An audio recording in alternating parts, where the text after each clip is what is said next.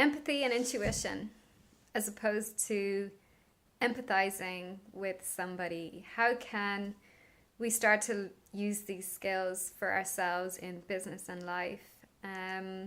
We tend in our modern world to think of empathy and intuition or being highly empathic or highly sensitive as something that's more in the realm of tree hugger, soft, vulnerable, not strong, in my realm of healing and nurturing and caring and supporting. Sorry, I'm sitting in the evening sunlight. That's why the light's a bit funny, but it's a beautiful place to sit. These empathy and intuition tend to be things that we turn off when we enter the corporate world, the medical realm of science and diagnostics and drug therapy, in accountancy, in almost everything that our world is these days. We tend to turn these things off, unless you're on the other side of this spectrum where, you know, the soft and gentle people. But the clients that walk in my door come from the hard-ass corporate worlds, the top-end sports fields, the end of data and engineering and science and technology, and yet they're in my door, and I, after some very quick questions, realize I've got a highly sensitive person here. I've got someone who has amazing intuition and empathy, and they've scurried around it all of their lives. They've not used it. It's been a side of them that they've never been educated in or encouraged in, so it's been turned off. But we can't live healthily and balanced turning parts of ourselves off. And more than ever, our world needs people to do business and science and technology and data and new and different ways. So intuition and empathy, what is it? It's an ability to tune in and tap into the something more. We are energetic beings. We operate on energy frequencies as much as we do molecules and chemicals and electrical frequency, electrics. Energy is different. It's the fastest way of knowing things and sensing things. In fact, these frequencies run through to our heart center faster than our brain can perceive and understand them. And the brain always hijacks them because the brain can't fully fathom what this intuition or sense or knowing is. So it turns them off, but it's not for our benefit. We don't feel good when we ignore these senses, and this information is something that's more than. It helps us know about our colleagues. It helps us know about the people that we're working with in business. It helps us have that other edge.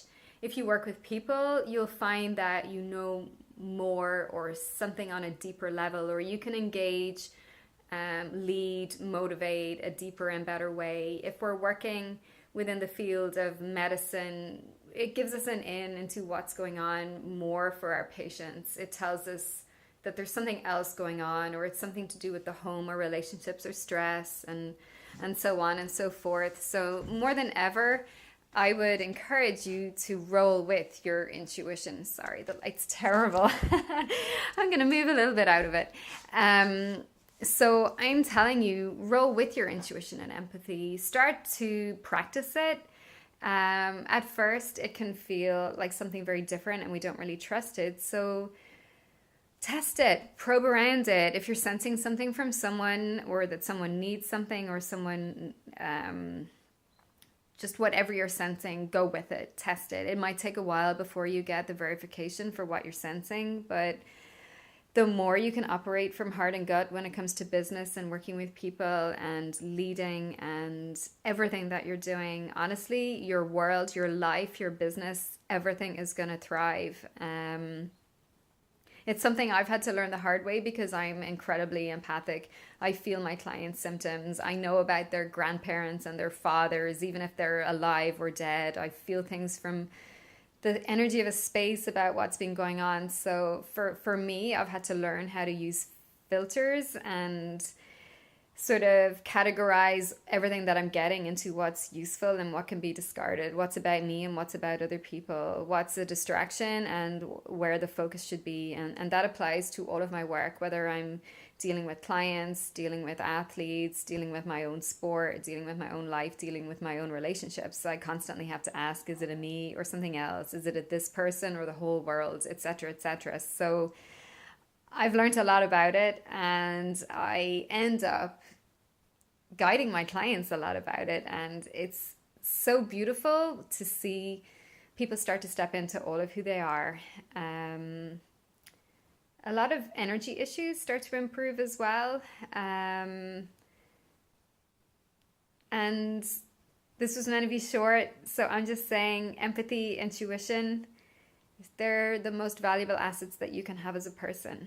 Um, Own them, embrace them, learn about them, be curious about them, and always be empathic, which is slightly different. And being empathic is being able to sort of resonate and understand something from another person, but being empathic or highly sensitive means you're feeling it or you're knowing it or sensing it's on a deeper level. Doesn't mean that you're special. How you use it will make how you're special.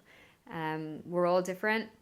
We need the people that are highly empathic just as much as we need the ones that can be more rational and logical, brain thinking, and cold and tough, because these people get things done. And then we have the other end of the spectrum, and we all should work together. So we're all wonderful.